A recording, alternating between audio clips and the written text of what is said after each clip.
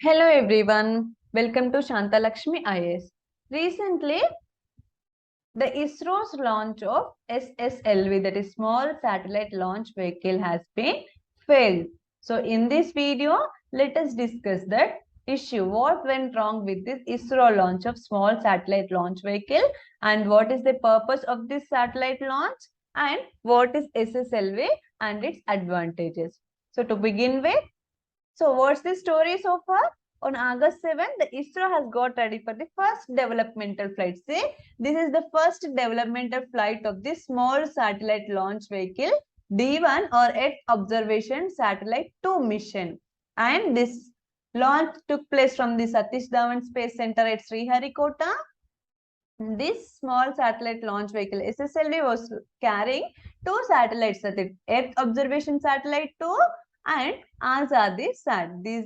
This satellite was carrying this launch vehicle was carrying two satellites, that is Earth Observation Satellite and the Azadi Sat.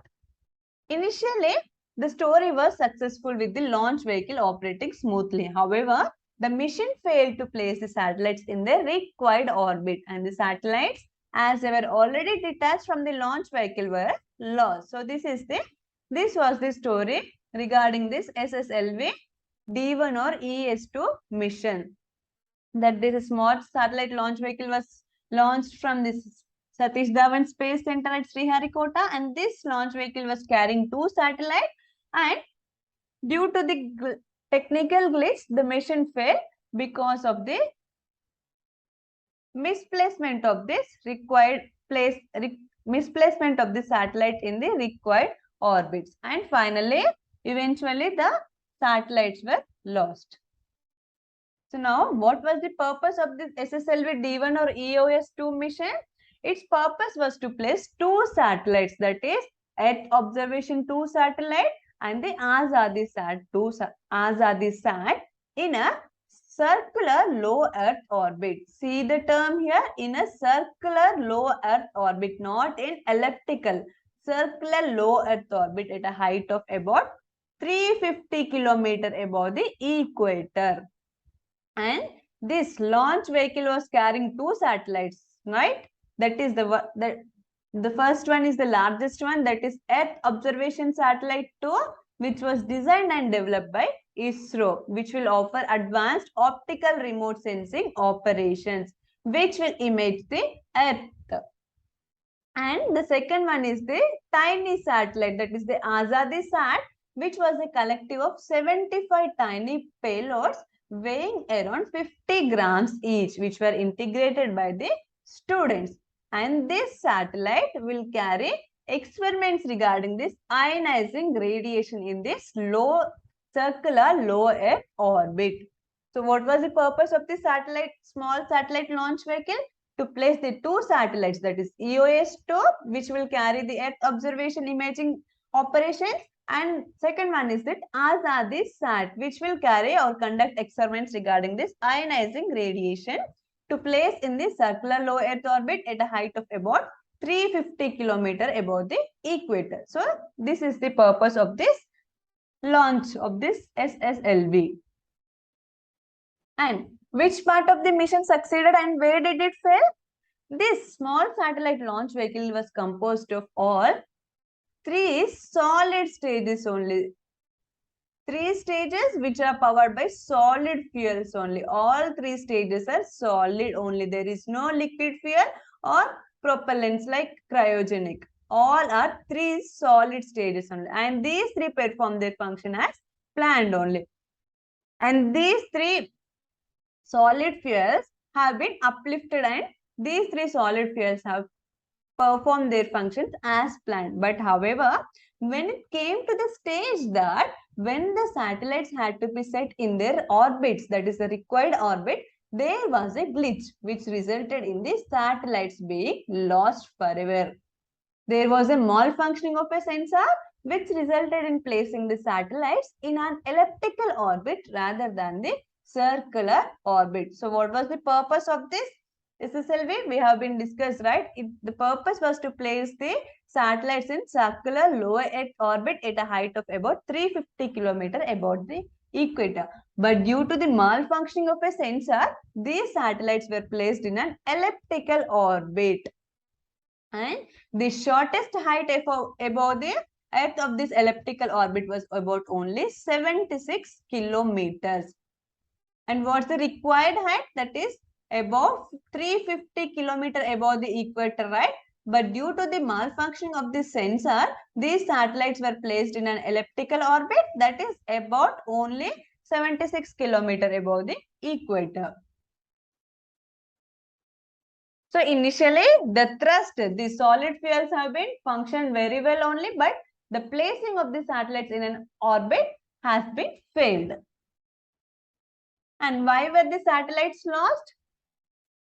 If the closest distance to the Earth is only 76 kilometers, see what's the required height? We have to place the satellites above the 350 kilometer above the equator, right? But due to the placement of elliptical orbit, that is, the satellites were placed in only 76 kilometer, which was happened in this launch vehicle.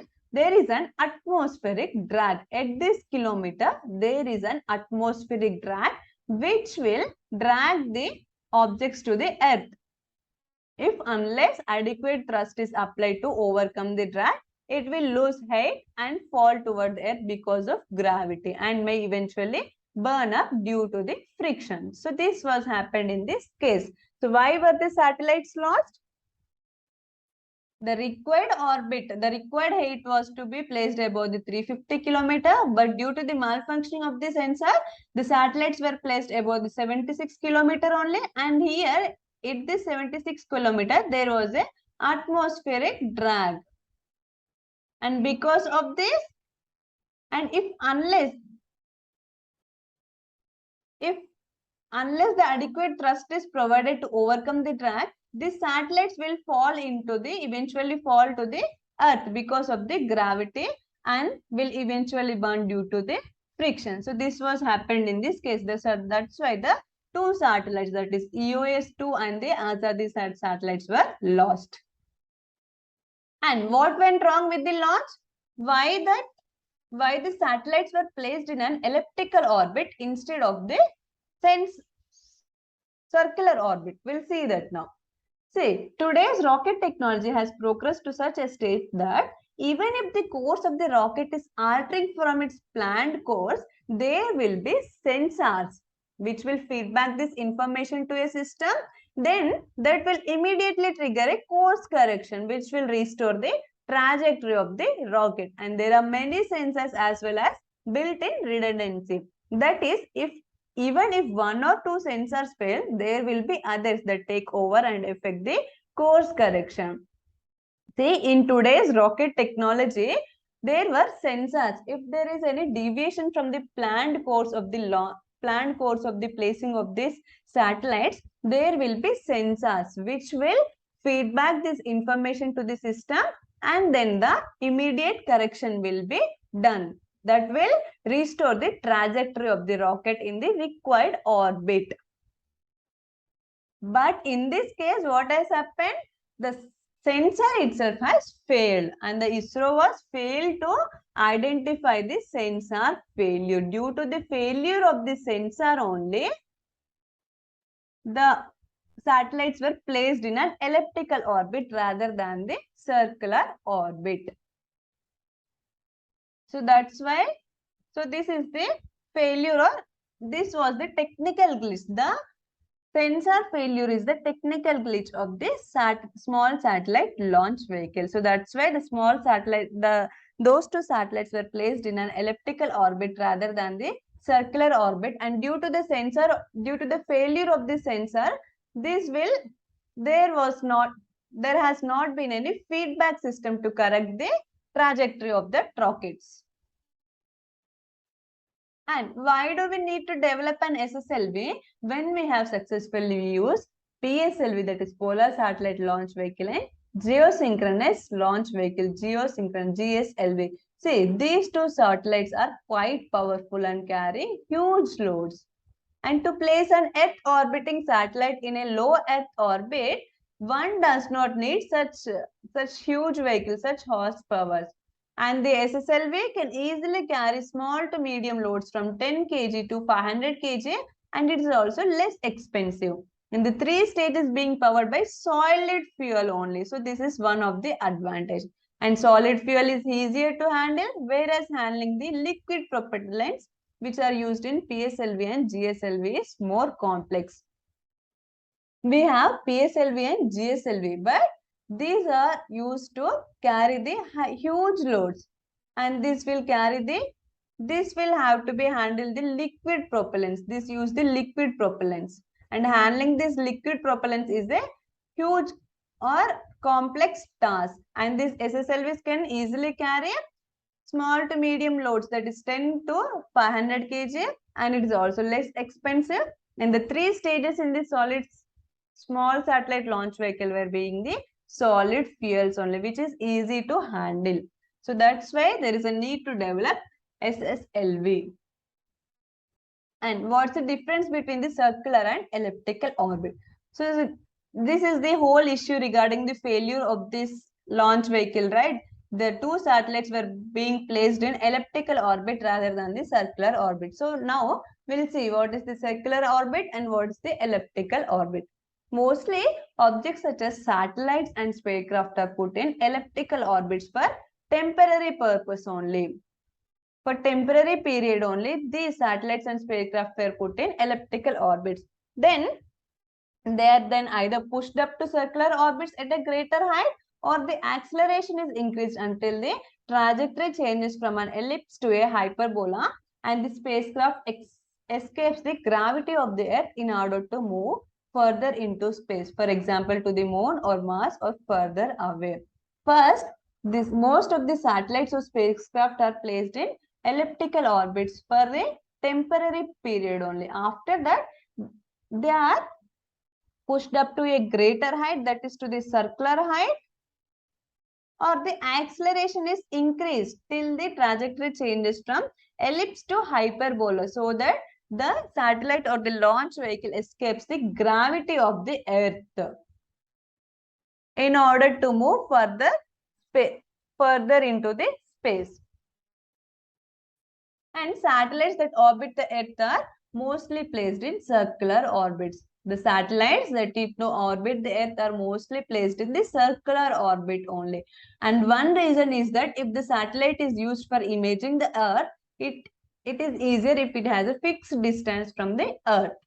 And if the distance keeps changing as in elliptical orbit, keeping the cameras focused can become complicated. In elliptical orbit, the distance changes, and there, if the distance changes to image the Earth,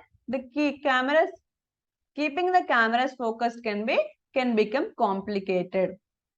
So in elliptical orbit, it goes to here the distance changes, but in the circular orbit, the distance can be fixed, and it will be used for the Earth imaging satellites, where the cameras have to be fixed and it will give the accurate pictures.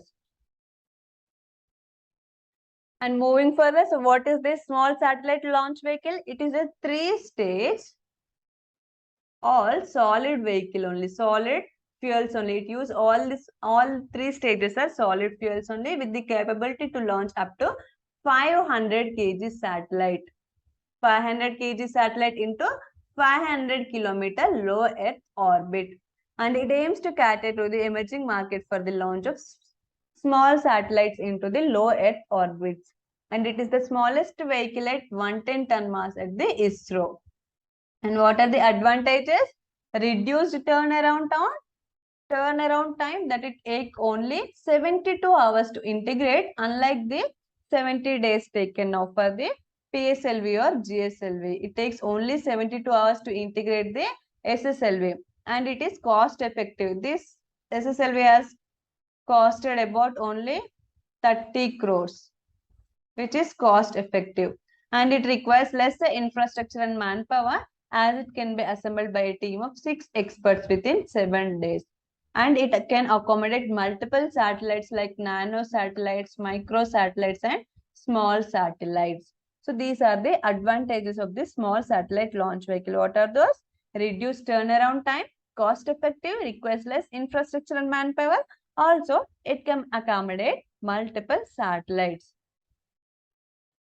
So with this, we'll end this session here. If you like, please like and share. Thank you.